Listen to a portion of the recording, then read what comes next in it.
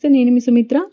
ఈ వీడియోలో కొత్తిమీర టమాటా పచ్చడి ఎలా చేసుకోవాలో చూద్దాము. దానికోసం ముందుగా స్టవ్ వెలిగించుకొని ప్యాన్ పెట్టుకొని అందులోకి ఆయిల్ వేసుకొని కారానికి సరిపడా పచ్చిమిర్చి వేసుకొని పచ్చిమిర్చి మినపప్పు కూడా ఒక టీ గ్లాస్ అంత వేసుకున్నాను. మినపప్పు పచ్చిమిర్చి కాస్త వేగేంత వరకు వేయించుకున్న తర్వాత 2 స్పూన్స్ ధనియాలు, 1 స్పూన్ జీలకర్ర వేసుకొని చిన్న అల్లం ముక్క, కొన్ని వెల్లుల్లి రెబ్బలు అండ్ పెద్ద నిమ్మకాయ సైజంత చింతపండు